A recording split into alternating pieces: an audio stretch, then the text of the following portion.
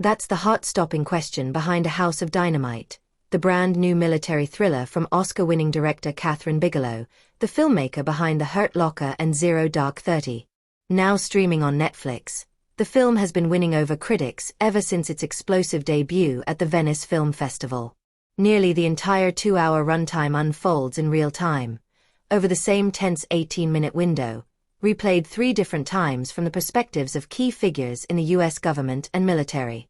It all begins with Captain Olivia Walker, played by Rebecca Ferguson, the senior duty officer in the White House Situation Room. She expects a routine day, until she's informed that a nuclear missile has just been launched and is heading straight for Chicago. Suddenly, she's thrust into a race against time to stop the unthinkable. Up in Alaska, Major Daniel Gonzalez, portrayed by Anthony Ramos, leads a missile defense team at Fort Greely. Their mission: to fire 2 interceptors that could destroy the incoming warhead before it hits U.S. soil.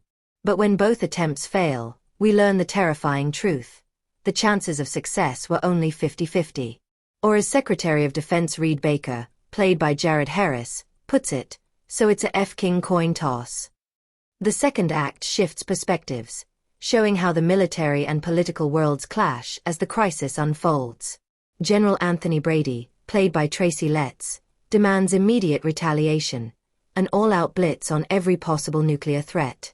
Meanwhile, Deputy National Security Advisor Jake Barrington, played by Gabriel Basso, pleads with the president to hold back, to do nothing until the facts are clear. As panic spreads, Secretary Baker struggles to maintain focus, his thoughts consumed by his daughter, played by Caitlin Dever, who's still in Chicago.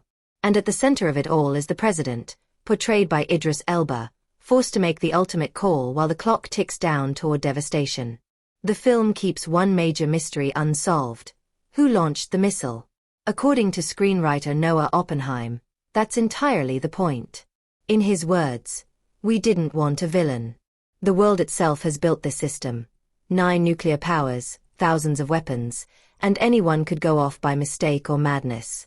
This story is about the system, not a single bad actor." In one of the film's most chilling moments, the president is pulled away from a charity basketball game and handed the so-called Black Book, the nuclear codes that could end civilization. Lieutenant Commander Robert Reeves, played by Jonah Hauer-King, walks him through the horrifying options, each one more devastating than the last. A House of Dynamite paints a haunting portrait of leadership under impossible pressure. A measured, compassionate president trying to hold back the tide of destruction,